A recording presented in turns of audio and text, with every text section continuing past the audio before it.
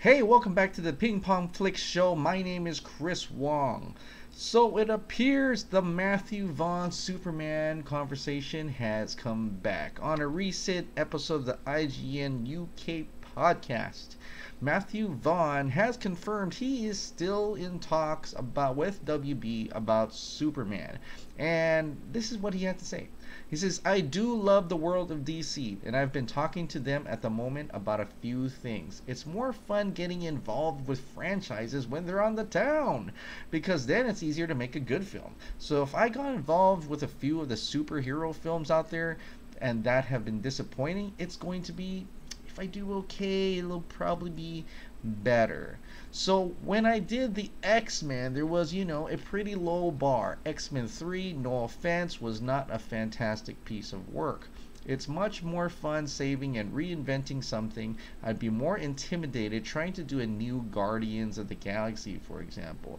If I was going to do Batman, there's no point doing the Dark Knight because it's been done to perfection. If I was doing Batman, I'd go, Christ, let's bring out the Adam West version, Vaughn added. I'm not interested in copying somebody else's take on the genre. He also went on to say, I've got to figure out what I'm doing next, and I feel like flexing a muscle which I haven't used before, and I've filmed quite a few superhero movies. The comments in here are not humble at all, like I said. So he is pretty much saying he could, like what BatmanNews.com has put in their title, that he can save the DC extended universe. And I'm like, well, hold on a second. Okay, calm down. We still got 3 more movies out. Patty Jenkins got something. James Wan's got something. David F. Sandberg's got something. DC Films is okay. I think they're okay. They're being saved right now. If there's any saving to be needed, just concentrate on what you're going to do with Superman, because that's what everybody's pretty much eyeing you for, or at least that's what you're saying you're in talks with. And I think you should leave it at that. But Batman, Adam West version, really? I hope you're being sarcastic there, because that is, and by the way, that's also copying somebody else's take on the genre anyway, so it doesn't make sense for that. But I think you are being sarcastic, which I hope you are. But it looks like he's not actually really involved with Superman yet. But if he was involved with Superman, he'd have Mark Millar come on. Okay, he talked about this. He said that he asked Mark Millar, who is a comic book writer, he did Kingsman, Kick Ass. The only really Superman comic book that I think I've ever read from him was Superman Red Sun. Not exactly Superman of, America. It's like Russian Superman. But here's what he had to say. He said that Mark Millar and I are massive Superman fans, clearly. I mean, we worship Richard Donner. We love the Christopher Reeve movies. He actually phoned me up a few months ago and he said, hey Mark, listen, DC, they're very interested in me doing Man of Steel 2. Do you want to come in on this?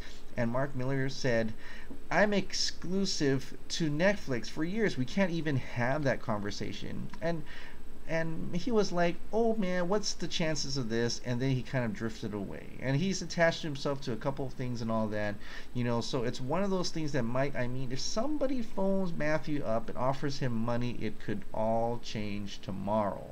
So that's where it's left off that, and we're not really sure if this is actually in part of anything. And why is Mark Millar stuck in Netflix? Well, apparently last summer Netflix acquired Millar's comic book company Millar World, which is why he wouldn't be able to help Matthew Vaughn out with Man of Steel 2, if that's even a thing, if that's even coming true. Now, there is a split decision, a split opinion about this whole thing.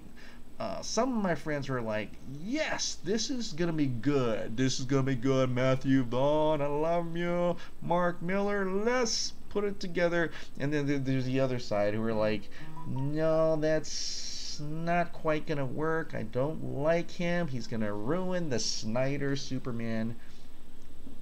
I'm not too keen of a fan of Matthew Vaughn's work. I do like Kingsman, the first one anyway. I do like. I'm okay on X-Men First Class. So it's kind of the way his style in the way in those movies were. They don't scream Superman to me, so I'm kind of interested in what that would actually be. I know he mentioned Richard Donner's Superman, and of course everybody mentions Richard Donner's Superman like that's the only Superman that could possibly exist in this world. But we can kind of see the direction that they did with Superman in Justice League. If you're not happy with that, you're probably not going to be happy with Warner Brothers' take on what Superman should really be. They want to play it safe again. They don't want the Snyderverse, for whatever existing is there, it's kind of gone. And I felt that Zack Snyder was trying to get towards that, but not really that. He was trying to get a little bit of that, but not totally what we saw in Justice League. So for whatever you think, this seems to be the direction they want to. If they're still in talks with Matthew Vaughn and we haven't heard anything else from Man of Steel 2 or any type of Superman news except from this guy, and they're not shutting him down, they're not coming out and say there's no Matthew Vaughn's not totally in, they're letting this slide. So what does that mean? Does that mean that it actually may be happening? And Mark Millar, I mean, Superman Red Sun is like a Russian Superman. It's a totally different take on Superman, almost Injustice-ish. So why would that be evident that he'd know a lot about Superman? So it seems here all they really know about Superman is Richard Donner's Superman. Are we going to get more of that, or are we going to get something else entirely different? Which I don't think so.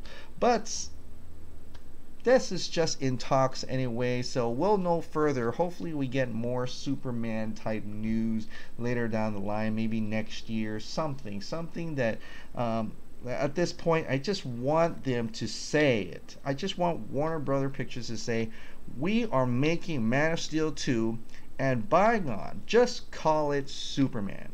Just call it Superman. You don't have to call it Man of Tomorrow. Not many people know what that means. You don't have to call it Superman Begins, Superman Returns 2, Superman Extraordinary, Super Spectacular, No, just Superman. The 1978 Superman film was called Superman the Movie. We never had a Superman movie just simply called Superman. Can we have that, please? Is that so hard? Just call it Superman. Nothing special about it. Superman. Alright. And, that's the end of that. And please, Henry Cavill, he has to come. But going away from DC news now, it's going back to Star Wars. Yes, Star Wars. We're still talking about Star Wars.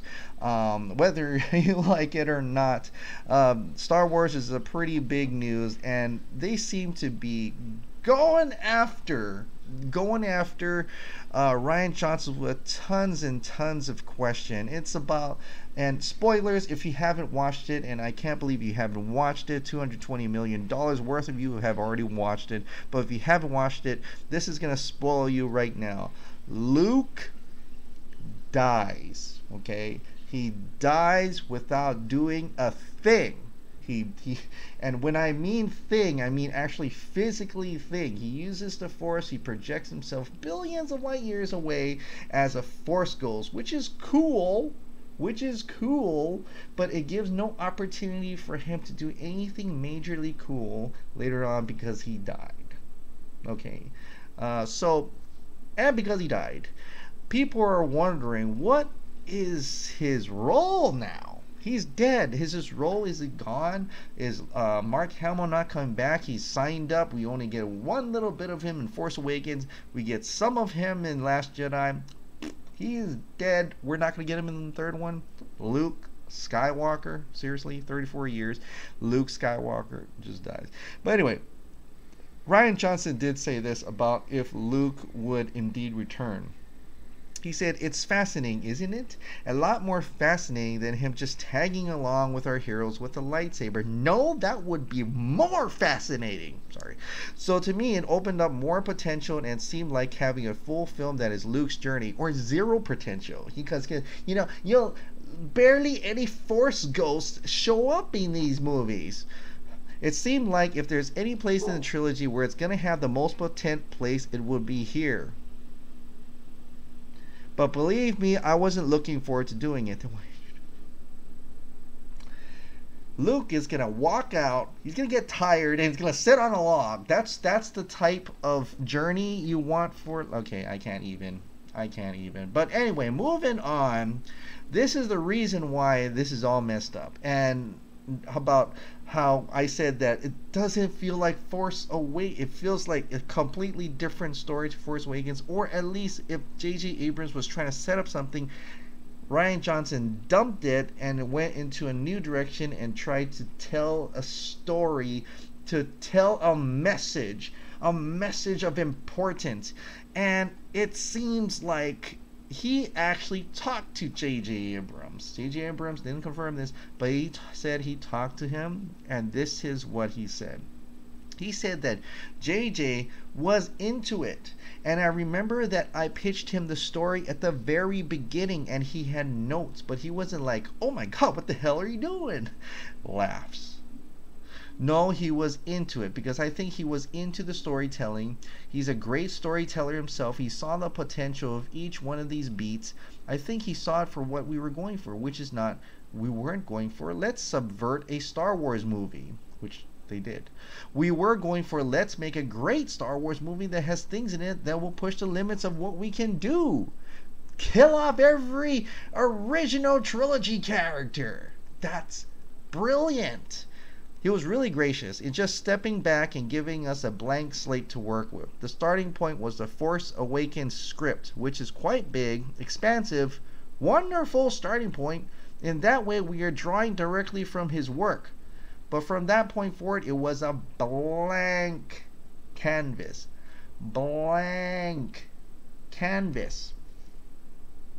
They don't know what they're going to do in episode 9. When each one of them wrote something, Colin Trevorrow wrote episode 9, that's scrapped. J.J. Abrams just pitched his story on Friday. He just pitched his story on Friday. Let that sink in. They do not know. They're making this stuff up as they go. They're making this stuff up as they go. Okay. Hear me. So, we don't know what's going to happen in episode 9. They don't care. They're just going to make it up. They're just going to say, boom, this is what happens. Opening crawl, General Leia has passed. That could happen. That could happen. That could happen. Oh, boy. By the way, when people are asking me, well, why aren't you upset with Batman v Superman then, huh? Why aren't you upset with Man of Steel? Why aren't you upset that that Superman is not the Superman from before and they totally changed his character? Here's why. Here's why. Man of Steel is a beginning of a new Superman with Henry Cavill. It's not like they took Christopher Reeve, if they could revive him back, Christopher Reeve, and turned him into a different character. Luke Skywalker is still being played by Mark Hamill. This is the same Luke Skywalker character from the Luke Skywalker character from A New Hope, which is fundamentally changed after Empire Strikes Back. This Luke Skywalker now heard that his friend, best friend Han Solo died. Nope, I'm not moving from this spot. Oh, you want me to train you? Nope, not gonna train you. Oh, my sister's in danger? My dearest sister, my only blood left besides Kylo Ren. She's in danger? No, not gonna go save her. Nope. Nope. While in Empire Strikes Back, he says, I'm gonna run away from this training because I have to save my friends. I felt it. I felt them gone. Nope. None of that. And why would he have pieces of a puzzle in Force Awakens? Who does he expect someone to find him? Or is he just want to say, hey, this is kind of fun. What if I ran away and put out a puzzles? Let's see who can find me. That would be really fun. Yeah, no, that's not working. So when I'm upset with Last Jedi is because this is the same Luke character from the original trilogy. It's not recasted, it's not a restory, it's not a re-origin of Luke Skywalker. It's the same guy. Superman, Man of Steel, it was a new Superman, a new origin, a new take on it. It's not Christopher Reeve coming back to say, oh, all of a sudden he's this. All of a sudden, which, you know, by the way, I can keep arguing. I mean, Man of Steel, Batman v Superman is the last time I'm going to say this. Maybe not.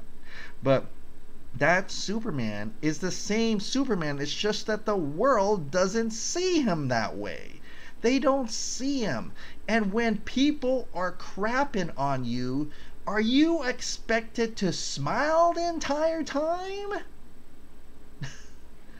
I mean, that's some willpower if you do. That's some willpower. That's like customer service willpower, where you're gritting your teeth. You're like, I'm trying to help you. God, I'm trying to help you. Okay, that's enough of that. Anyway, that is all for today. Thank you so much for subscribing. Thank you so much for watching. I'll see you next time. Bye.